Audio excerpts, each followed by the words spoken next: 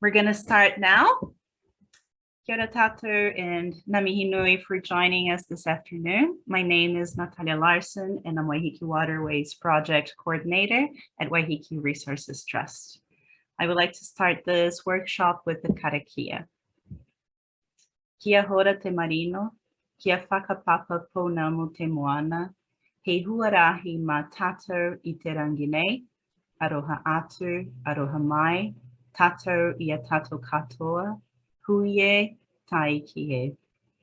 And the English translation to that is, may peace be widespread. May the seas be like greenstone, a pathway for us all this day. Let us show respect for each other, for one another, bind us all together.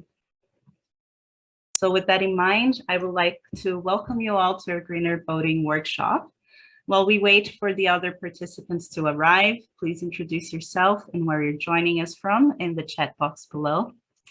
And today we have our lovely Leslie. She is our community catalyst and she works with me at the Waiheke Waterways project.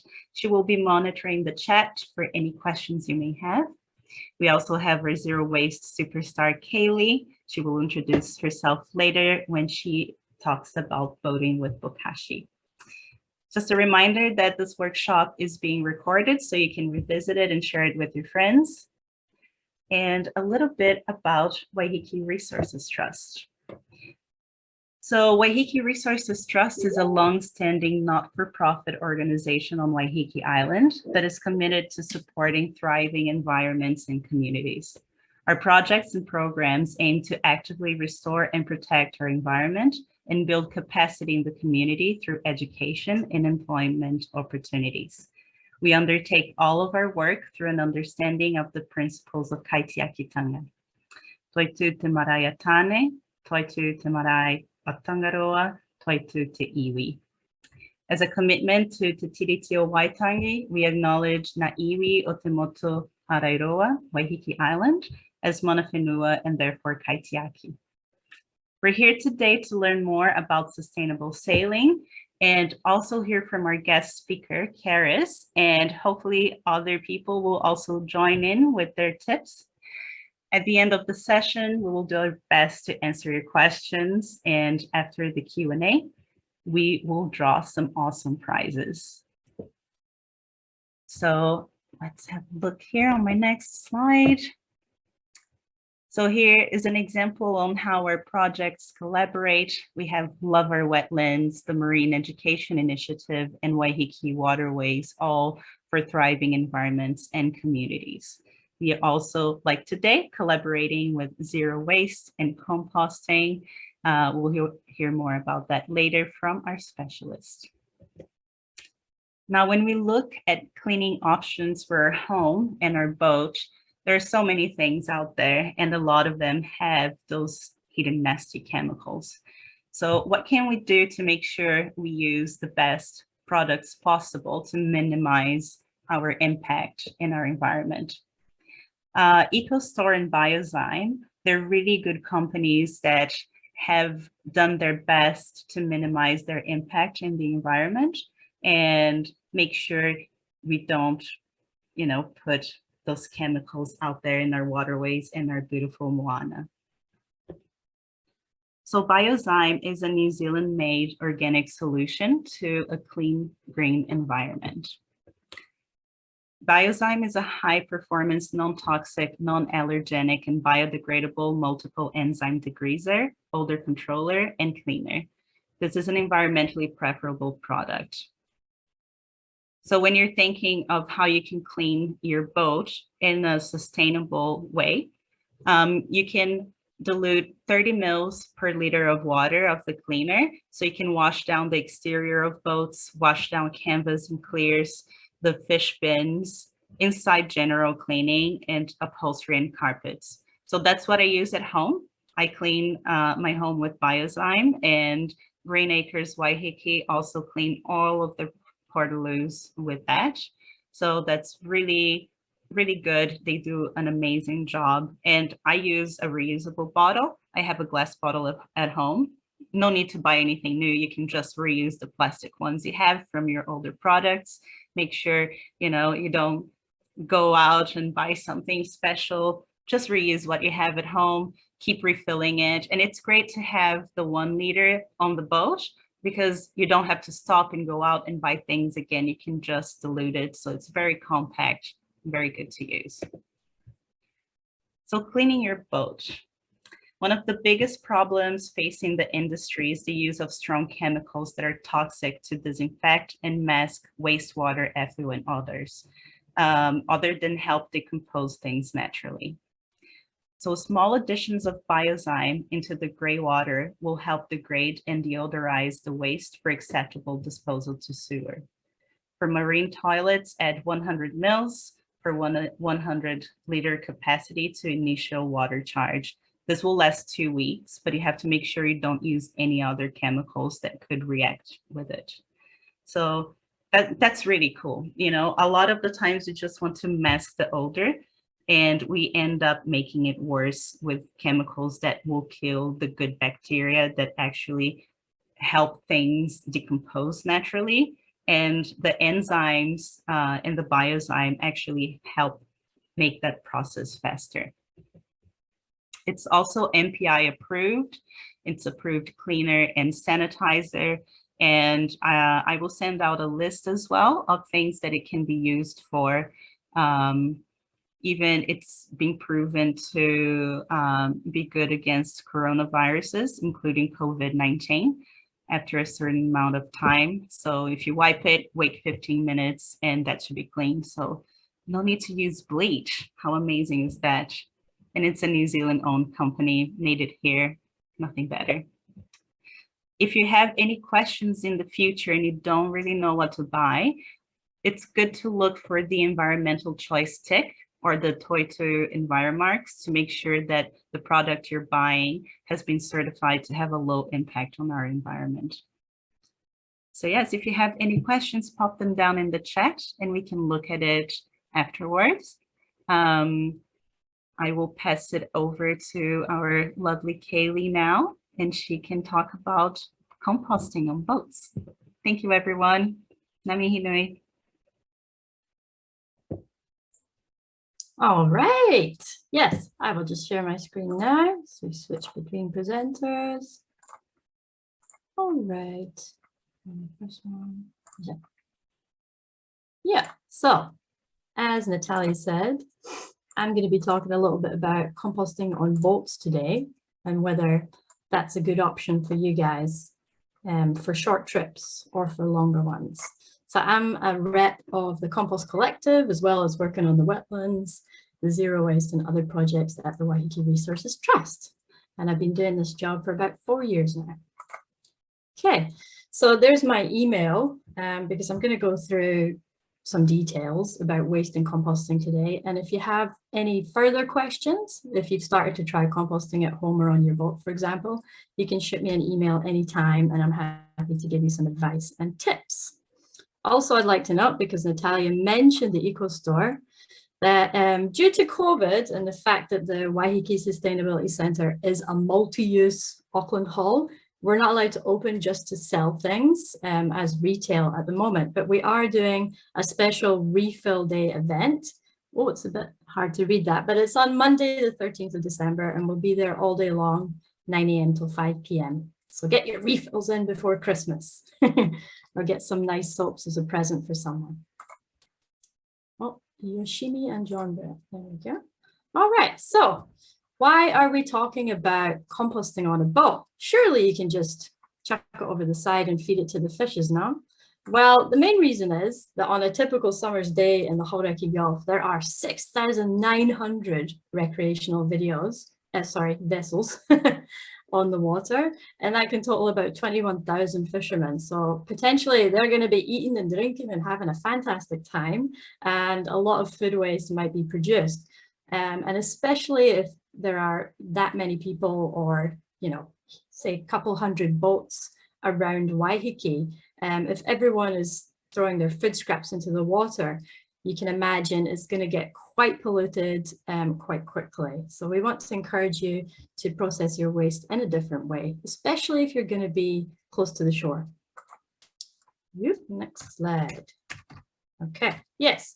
So what is typically in household rubbish? And this also applies to when we're traveling, because we're eating and drinking generally the same things. So about 10% of your average bag or bin of waste is recyclables. So that could be your plastic bottles, containers, etc. 10% of that is green waste if you're at home. And 45% of that, that's the key one, is food waste, which is a huge amount. And 35% is non-recyclable waste. So we want to cut down on that as well. So where do we put it on Waiheke? Yeah, so there was an issue with people coming to on boats and then tying up the rubbish and putting it in the big bins down on Onaroa Beach. So those were actually closed off by the council.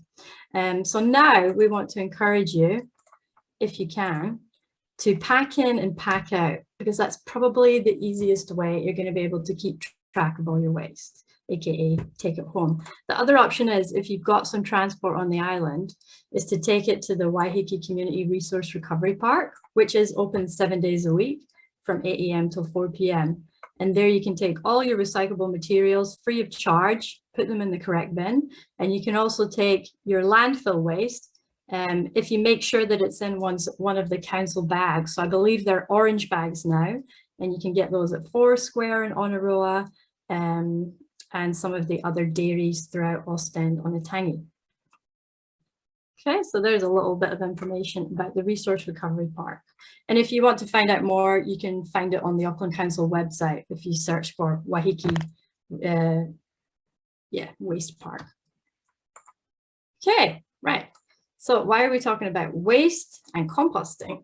So you've got some organic food waste, this apple, for example, and please feel free to unmute yourself to answer these questions. How long do you think it would take to break down in a landfill? Anyone? Anyone in the chat either? How many years, months, days? What do you reckon?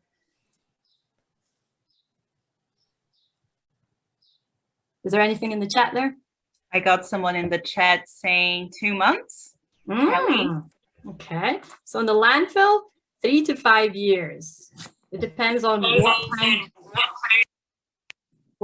what kind of organic waste it is, but say an apple core could take a number of years.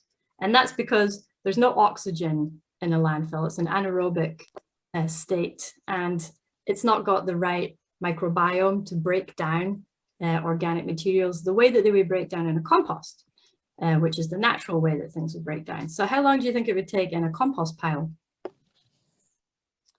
More or less? 3 months? 2 months? Yes, Robin knows something about compost. So yeah, potentially, depending on how fibrous or tough that piece of organic matter is, like a full pumpkin would take a lot longer than a wee banana. But the banana skin also takes long, actually. That's not a good example, but a lot longer than, say, a piece of lettuce. And that's because in the compost, you've got your air, or you've got an anaerobic system like a bokashi. You don't have air, but in both, you've got microbiology, which actually turns organic waste, breaks it down into its natural parts, carbon dioxide, and you get compost. All right. Oh, I've skipped that one. How long do you think paper would take to break down a landfill? Well, yes, it's quite a while for similar reasons. How long do you think it would take to break down in a compost? I don't know, probably a month or two. It depends. Yeah, that's right. Yeah, I can hear you guys. It's about the same, and that's because these paper products are just a concentrated source of carbon. So the worms and the other macro invertebrates in the compost, they love to munch and chew through them, and that all gets mixed in and produces compost at the end. So these are more your nitrogen-rich things, your organic matter. They've got carbon as well and other things, but they're heavy in nitrogen. And your dry materials like paper are your carbon-rich materials. Okay, what about plastic in a landfill? What do we think? Forever. Who knows? We haven't lived that long to find out, but they reckon, you know, potentially hundreds or thousands of years. In a compost? Compostable plastic or No, just general plastic. petroleum plastic? Yeah. Petroleum plastic. About the same. Yeah, we don't know, but we do know that it will probably break down into microplastics. That's been observed both on land and at sea and in a landfill. And that's not a very good thing, because then those small particles can be eaten by, you know, animals, fish, and they can get into tiny pieces into the soil and then get soaked back up by plants. And then if that goes into the food cycle, then we're eating more plastic every year. So it's really good that we minimize our plastic if we can, and if we can't, we dispose of it properly. All right, so yes, today we're talking a little bit about compost, because that's a good way to divert your organic waste and your paper from landfill. So in a traditional compost, you need these elements. You need a good amount of moisture. You need your greens, your nitrogen-rich products, and your browns, your carbon-rich products. And you need some oxygen flowing around, because most of these, what am I trying to say? Yeah, most of the creatures that break down things into compost require air, but some don't. Okay, so we're going to look a little bit at bokashi composting, which is a kind of fermentation process. It's not strictly composting, it's like a pre-compost. But it's a great thing, I think, for boats, because it allows you to store your waste relatively odor-free and pest-free whilst you're aboard. And the reason for that is that it comes in a double-layer bucket, which has a hermetically sealed lid. So the lid's got a seal on it. And when you have all four sides pressed down, it's pretty hard for odors to get out. It's only when you open it that you might get a little whiff of kind of pickled organic material. If you like sauerkraut, you won't be too averse to that. But yeah, and you can keep it in there for quite a long time. Sorry, this share thing is annoying me. But it pickles, you need to let it sit and pickle for at least 2 weeks before you then take it off your boat at the end of the trip and go and dig it into your compost or your garden, or share it with a community organic matter drop-off site. Okay, so what can you put in the bokashi? Well, you can put pretty much anything in a bokashi. You can even put in fish frames. And while it won't break down the cartilage and it won't break down the bones of the meat, it will kind of pickle off or eat off a lot of the meat and the fat. And at the end, you'll have something that it does resemble what you put into the bucket, but it will be much softer. It'll be pickled. Okay. Yeah, so how do you use it? So it comes in a double layer system, like I see. It's quite hard to see from this. But the bottom bucket has holes. The top bucket has holes in the bottom, and the bottom bucket doesn't. So that allows, and they nest into each other nicely. So that allows the liquids to drip down, which means that you can squash more into the bucket using this very handy tool, ye old potato masher, or you can use anything, you know, you can use a gloved hand, or you can use a stick, or whatever you've got handy on the boat. And you can just keep pressing it down as you also add a handful or a big spoonful or a scoop, whatever you have, of the fermentation inoculant, which is bokashi zing in New Zealand. You can also use liquid EM. Or other brands, but in New Zealand, I believe it's just bokashi zing. Yes, so whenever you add in a layer of food waste, say you've got maybe like a 10 centimeter deep layer, you can throw on a handful of this bokashi zing, and then you can press it down, and then you can close the lid on it. And the key thing is to make sure you push down all four sides on the bin lid. But at the bottom, you get this liquid that drains off. And this is a concentrated fertilizer generally. So you can actually use that in a similar way to Biozyme. I mean, I wouldn't use it to clean because it's going to have a whiff about it, but it will help your toilet system. But you need to be careful, because if you're just using the Biozyme method, you might want to just stick with that. But this will help to break down solids, because it's also full of those bacteria and fungi and all the things that are going to break down organic matter. And then the top layer, you've got your solids, which you could take, pack in, pack out, take off the boat, find a community garden to give it with, or take it home to your own garden, and you want to dig it into your garden, say 30 centimeters deep, and make sure it's well covered and packed down, and that will break down in the soil in about a month. Otherwise, you can use it, let me just skip ahead. You can use it in your traditional compost, which is what I do, because it's much easier and it saves a lot of effort and time. So say you've got like a cold compost, a traditional compost in your garden, you can just add it in as your layer of greens. So you've got a good layer of dead leaves, dried paper, old compost. Down here is your browns. You can add in your bokashi as the green layer. And you can either just make a sandwich like we've got diagrammed here, or you can mix it in, up to you. Okay, yes. So as I mentioned, you can, with your bokashi, you can either take it home with you, or you can find somewhere to bring it. There's this great website in New Zealand called ShareWaste, which has donors and compost hosts, I think they're called, signed up. So you can go on to the website, or you can download it as an app on Google Play or from the App Store, and you can put in Waiheke or wherever you're going, and you can possibly find somewhere to bring your organic waste. And that's because the people who are signed up as hosts are looking for a bit more green waste, because they want to build their compost and they want to produce more compost. And Robin, I believe you're doing something like that at the moment. Would you like to share briefly? Sorry to put you on the spot. Feel free to not. Yes, we're collecting food scraps from people that don't give them to WRT, and using them in both bokashi bins and our home composting at the community. So I was just looking at that ShareWaste as well, and thinking that that's something we could do for our street, or, you know, maybe extend it out a bit further than that as well. Oh, that's awesome. I can't wait to come and visit and see how you're doing up there. It sounds really interesting. Yeah, thanks. Awesome. Thank you for sharing.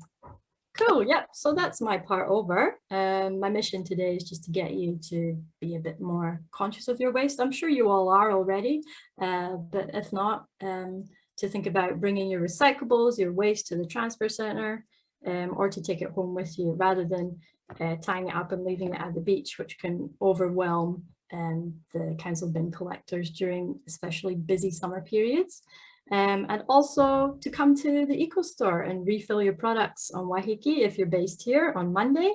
And you can also come on that day to purchase a bokashi bin if you haven't won one today, because you will get a $40 discount coupon in the mail after this session. And with that, you can buy a double bokashi system for $76, or a single unit. They're both, it's 15 liters is the standard size, so 2 15 liters or 1 15 liter for $35. So you can get that from us. If you are in Auckland, you can also use that coupon for the website. They don't ship to Waiheke from the website. So if you want to get it on Waiheke, you have to come into the Waiheke Sustainability Centre, which is in Onaroa. But if you're in Auckland, you can use your coupon to purchase bins online.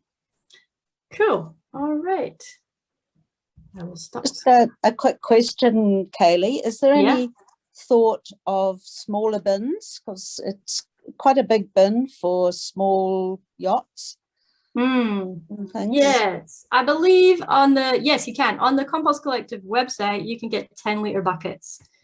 I don't have the pricing here because on Waiheke, we only stock the 15-liter because generally we're supplying them to people and families who live in houses, so they need a bigger one. But on the Compost Collective website, you can get a 10-liter. That was an excellent question, Robin. Thank you very much. Given that they won't deliver to Waiheke, is there any possibility of you getting a small order of the smaller bins over for boaties? Yeah, we could definitely do that. Yeah, that's a great suggestion. Thank you. Also. Awesome. All right. Nathalya, is Carys in the room yet? Let me check.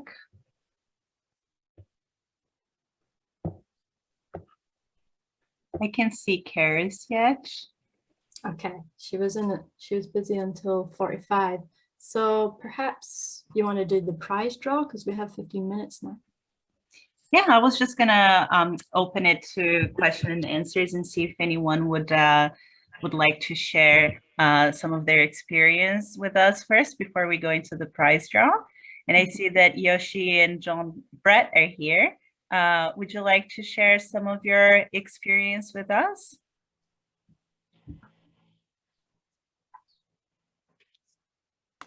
Experience regarding food waste? Yes, On a regarding anything you would like to share with us. Oh, yeah, we find it. We don't go out enough to, I think, warrant Long enough. yeah, to warrant a system on the boat, but we have a system of recycling. So we have the biggest bin is recycled materials, and we have a thermos that we put all food scraps in. It's a big thermos. And then when we went out for 2 weeks, I had to buy just go into the shop and get one of those food hygienic white bins, and that's enough. And we eat mainly vegetables, so we can last easily for a week on just one thermos. And then we have a bag for soft plastics, and then we have a little lunch bag for landfill, which we don't fill. That's amazing. A little lunch bag. So Very our biggest rubbish bin is always the recycle. Yeah. Yeah. So the plastic thing is And glass. is sad. Mm. But we use the same system we use in our house. Just Our recycle. compost bin at home is just a fenced off area, which I use a trowel, actually a little spade to dig, and I always bury it slightly. And it's about 1 meter square. I've been using the system for years, and it's very simple. Just dig a hole, put the stuff, pour the thing back on, and then I have a little piece of timber that's pointed. I'll put it on top so I know where to go next, and it takes me probably a couple of weeks to go around a square meter before I get back to where I started with. And by the time I get back to where I started with, there's usually not much there. So when I'm digging, so and in 3 years, it's probably gone up about that far. Wow. So it just somehow it consumes it all, and it's really easy. I think the biggest issue for waste everywhere on boats and land is soft plastics right now. Because we have a sort of a solution that if everyone just took all their first, don't buy it. Second, if you have to buy stuff with soft plastic, keep it, clean it, keep it, and take it to Countdown. I think Countdown and Warehouse supposedly, we take it to Countdown, they have a soft plastic bin, and I think now we have the technology in New Zealand. It used to be shipped to Melbourne, but now it's in New Zealand. If we could just shift people thinking, just on focus, do a campaign on soft plastic, because the stores are still doing too much in soft plastics. Don't tell me that this biodegradable single-use plastic is that it's not necessary. Not necessary, yes. And it just breaks down into smaller microplastic, that goes into our water. Exactly. Yes, absolutely. Great point. So thank you for helping. Yeah, we've actually changed our habits of buying bread. We realized the breads we used to buy were always covered in plastic, and we said, well, okay, let's see if we can survive on bread that only comes in paper. Unfortunately, we have a wild wheat bakery nearby, so now we're only buying wild wheat, so we can avoid the soft plastic around bread. I don't know how we're going to survive. So much soft plastic. We'll see. Yeah, and that soft plastic is not being collected until they said level 2 initially, and I contacted them to say, okay, well, how does that apply to the new alert color levels? And she said that they're still trying to work that out. So I don't know. It Mm. potentially won't be until the green level, but possibly the orange level. So soft plastics are just building up. I actually had to put some in the landfill, very regrettably, just because I had so many bags of it. It's just, yeah, it's not a happy subject at the moment. So it's good to avoid it. It might be something in a small community like yours that you could collect it, help people take, suggest it goes to one spot, and then when it opens up at green light, you dump it on them. But give people an option to do that. But just give people, I would imagine most on Waiheke do it, but I tell you, in our neighborhood, Atten Howick, I'm clueless. Yeah. It does get sent to Australia as well. Sorry, Robin, go ahead. No, I just heard rumours that Countdown just dump it in with the normal rubbish too. No. If you've got any update on that, or I've definitely seen it in the skips sometimes around the back. Yeah. That's all I'll say. Okay, Carys has joined us. I'm just going to share my screen 1 minute again because I have something to share. Oh, sorry. If you just want to say hello, Carys, whilst I get myself sorted. Yeah, kia ora everybody, ko Carys taku ingoa. Sorry I'm a bit late. I've been on another Zoom meeting and my sound has gone a bit glitchy, so if I glitch out, I'm really sorry. And I'm sorry that I missed all the content. It sounded like such a good thing, so hopefully you guys have been getting some good info out of these two lovely ladies. Yeah, we've been having a great discussion. So yeah, Carys is a friend of mine and a zero waste hero, and she's done a lot of cool things such as cycle the length of New Zealand, zero waste. And she's also a passionate boatie with her partner and family. So she's going to share a few of her tips and tricks about zero waste on board today. So I've just got a few images that Carys shared, so I'll just pop those up as she speaks. Nice, cool. Well, thank you. Thank you for having me along. And I will say I'm in no way an expert at sailing or zero wasting, but this is just my experience and it might help you guys. And yeah, the photos are a bit silly, so feel free to laugh. Some of the things that I thought I'd cover, possibly you guys have covered already, which is toiletries. So I don't know, is that something that you've covered already? I'll give it a bash. We spoke briefly about it, but everyone's got something different to share. Yeah, so just when you're out in the sea, we have really small, so we don't have all of the systems in place that catches wastewater, etc. So things I'm always conscious of is making sure that I'm brushing my teeth with stuff that's not going to be damaging to the environment around me. I have made my own toothpaste for a number of years, but it can get very melty on the boat in summer. So I do put just ones that you can get in refillable tins. In green space and stuff like that. So just also not bringing waste onto the boat is a big one for us, which means being prepared. And that's one of the key messages when you're doing zero waste is making sure with all of your food packaging, it's just having that forethought of buying dry produce. On Waiheke, we're lucky in that Gulf Foods has been around and they've reopened their bulk bins now. So it's really good to bring your own containers along, fill up. If ever I'm at anybody's house where they have wraps and, they're chucking them out to soft plastics, I always try and keep the bags because they're resealable. And so, yeah, just gathering other bits from around the community or friends, or if you buy them yourself. And yeah, so just making sure that all your food product, I think, is a really big one for lots of people with waste. So reducing that, buying whole foods, is one of the keys.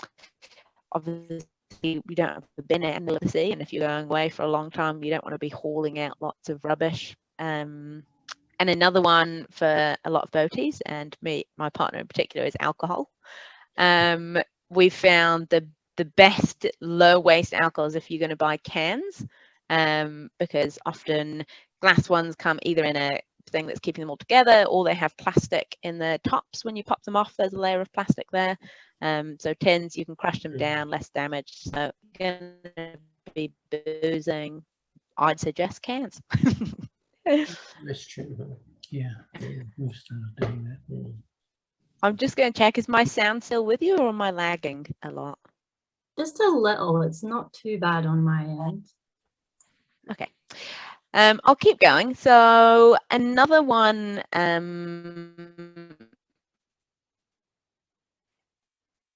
Perhaps if you turn off your video, Carys, that might help. I find last service after whether water or power. How about now? It doesn't actually like it when people share screens, I find, but Yeah, it's much better now. okay, cool.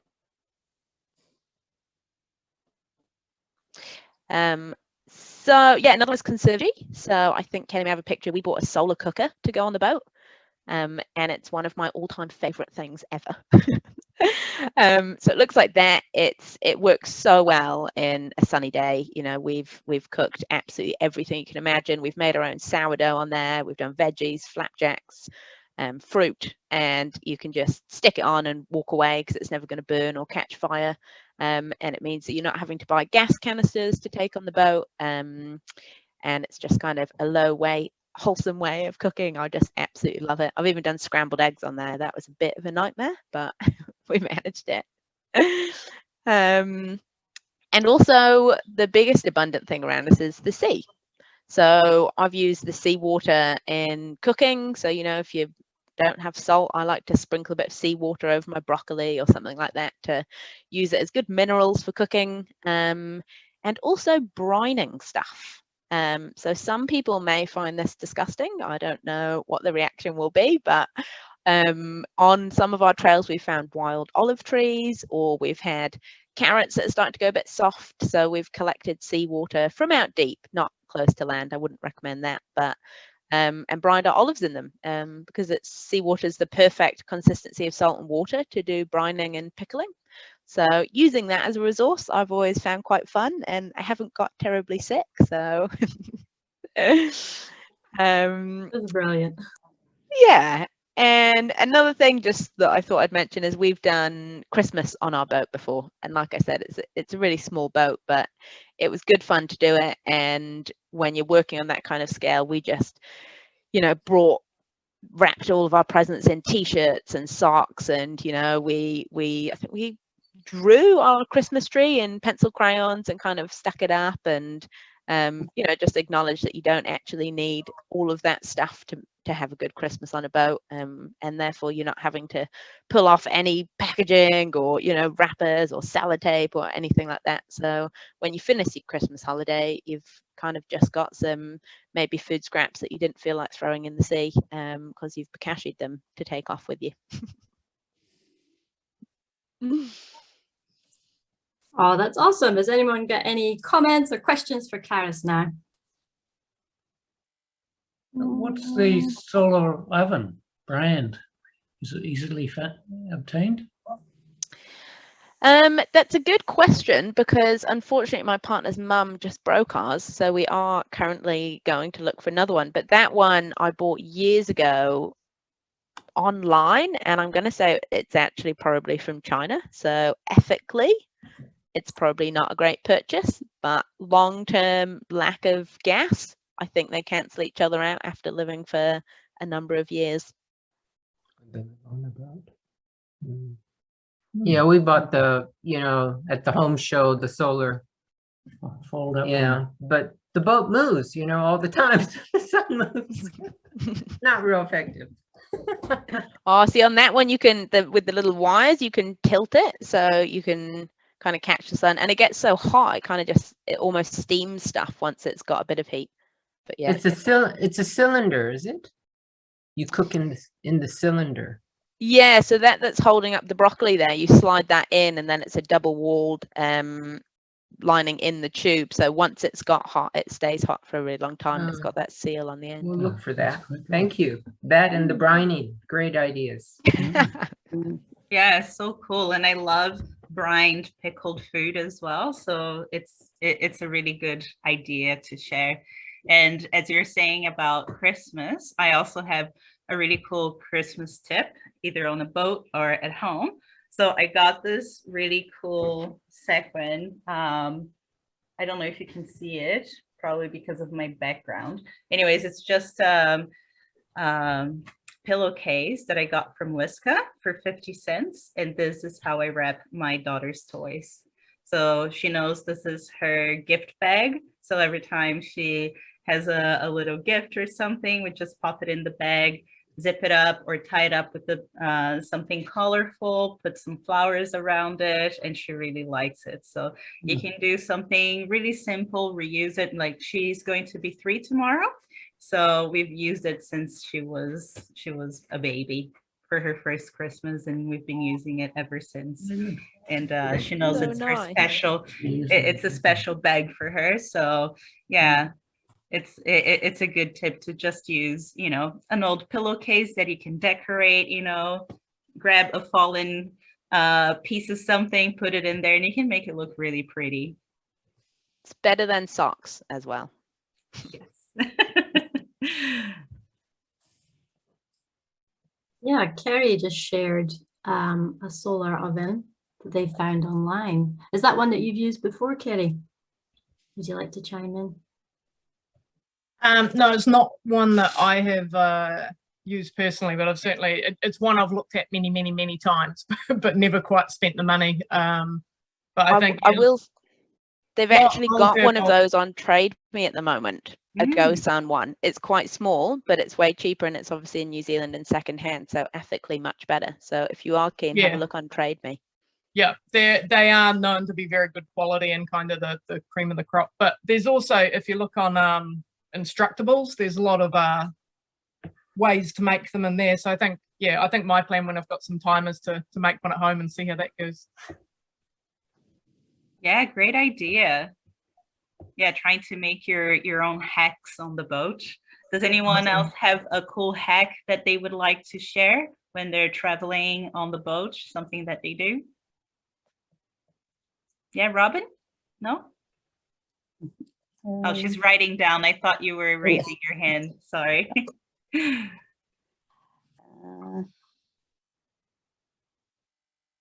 All right. Well, I would just like to share, like Carys said as well at the beginning of her talk, when you think about personal care products, you know, there are many of them that are not so great on our environment and for our bodies as well. So I know with COVID, everyone has been washing their hands so much, and there's actually no difference between using regular soap and antibacterial soap. They have the same exact result. The only difference is that the antibacterial soap kills the bacteria, the germs upon contact, and the soap is through friction. So make sure to wash your hands for 20 seconds, rinse your hands really well, and that will be the same thing. The main upside of this is that you're not putting the antibacterial chemicals such as triclosan down the drain or in the water and into your body, because there's so many, you know, forever chemicals that people are finding out about now through studies. And we can still, the companies in New Zealand can still use triclosan, which has been banned in other countries. So no need to spend more money to buy something that says antibacterial. Good old soap and water, you know, sing a new karaoke you just heard, you know, wash your hands, and there you go. I Yes, did, Robert? yeah, I did have a thought, and that's using the solid bars instead of taking the plastic bottles. So I know that's, I don't think EcoStore do them yet, but Ethique and, you know, different places. And there was also someone that made a wonderful peppermint soap that lathered in salt water. I don't know whether Carys might know the brand name of that one, but it was a great product. Nice. Thank you for sharing. And the key thing to make your bar products last as long as possible, as many of you might know, is to make sure that they dry out properly. So you can bring a little soap dish tray, or you can even just make one with a jar lid and some rubber bands. But if you allow it to dry out each day and not just sit soggy, it'll last much longer.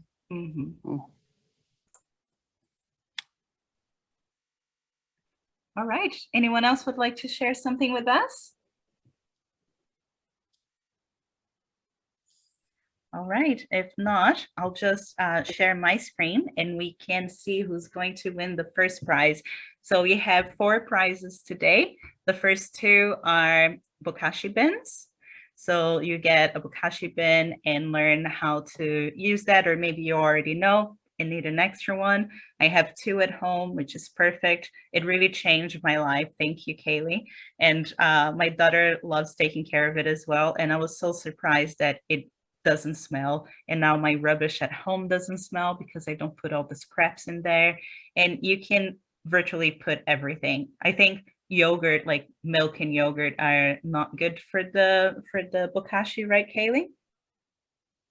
But pretty much everything else. Yeah, I mean, you can put a little bit of moderation, everything in moderation in there. And it's just not a good idea to add liquids like milk, because you're going to dilute and you're going to wash out microbes, which are in a powder form. Basically, it's liquid EM, which is fermented. God, the words are escaping me right now. Anyway, it's not a mixture of bacteria, mold, and things on it. The effective microorganisms. Effective microorganisms. Yeah. And then I have a question. Dried on bran and dried. You know, the most effective is for soft plastics or recyclables is to wash and clean them really well. Mm-hmm. What's really well is, you know, if you buy anything with oil in it, or fish, or say sardines in a tin, or I would get it all out. I usually wash stuff with EcoStore or similar environment, but with very hot water, especially to break down. And the Biozyme is a degreaser as well, so I always spray the Biozyme in stuff like that had yogurt or sticky things, and the degreaser enzymes are really good to then clear that all out. But I get what's there, like the oily, greasy stuff is the hardest to clean off. I try not to take anything on the boat because it's just so awful to see any oil in the water. So I don't put any oil in the, I wipe it up or whatever if I have it. But what's Biozyme made out of? It's so different enzymes. I think their main base is molasses, and they've developed this organic enzyme product that breaks down grease and bacteria to then make this product. The industrial one is just a pure enzyme liquid, and the cleaner one has a fragrance, a citrus fragrance, but it's also safer for the environment. Okay. I will send to you on the follow-up email. Everyone will get the follow-up email with information about Biozyme, information about how to check if something is better to use at home and on the boat. And then you can see they don't have a list of ingredients, but the main thing that they use is molasses. So effective microorganisms. And they're MPI approved, so it's great to have a company like that in New Zealand breaking through.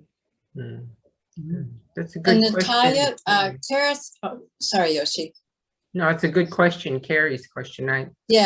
Carys had a question about what happens to food when you throw it in the ocean. She hasn't gotten a decent answer yet. And she also had a very lovely, an interesting comment too. Yeah. Yeah, I see that some of the food obviously can be eaten by the sea life, which is not something in their diet, so can, be yuck. Can eventually decompose, but the law in New Zealand is that you're not supposed to throw trash on land and on water. So people are not supposed to put anything else in the water by law. So even out at sea. Even out at sea. Oh. That's the recommendation because, of course, and when you come to Waiheke during summer, you see hundreds of boats just in Oniroa Bay. If they're like, oh, it's just a little bit, that little bit becomes a lot, Oh, yeah. And then, people can see it washing up. And then the birds are going to try to eat that instead of eating things that they should be eating. So it's really detrimental to our wildlife and our environment.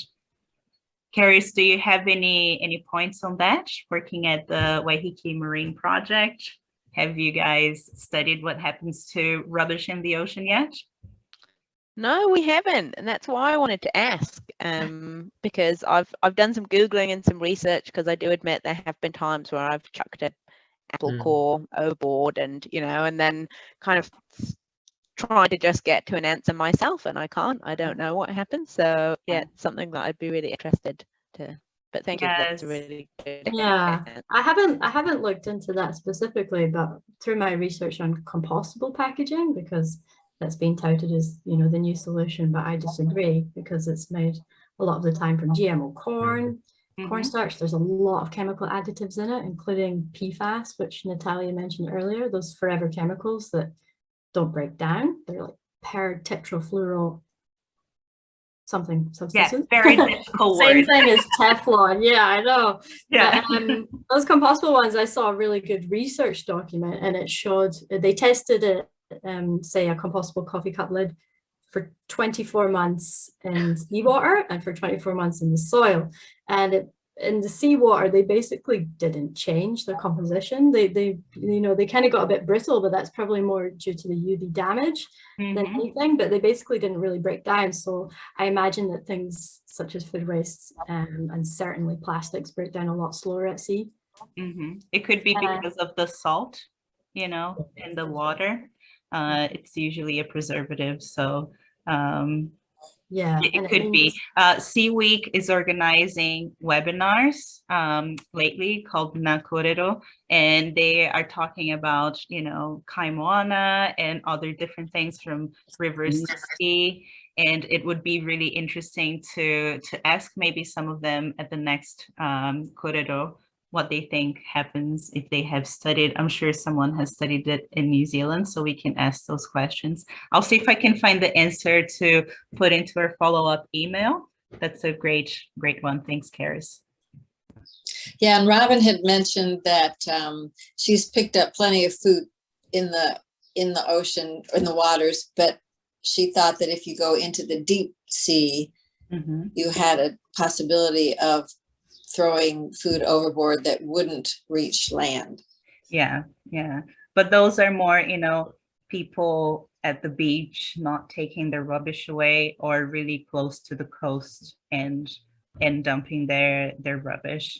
Things happen, sometimes your boat is rocky, something will go overboard, but I think our mission is to minimize as much as we can and find ways and talk like this, like we're talking right now, and being like, yeah, I didn't think about that. Maybe I'll change my toothpaste next time I come to Waiheke on the boat, and you can always reach out for Waiheke Resources Trust. We can help you find where something is.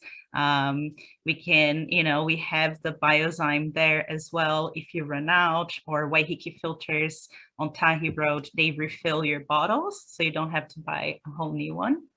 And as well, if you are using EcoStar products and you need to get rid of the bottle or the packaging, we are taking all of that packaging at the Sustainability Center as well, because EcoStar wants it all back. They will deal with it, which is good. So yeah, hopefully we'll be able to open our center as we did before in the next year.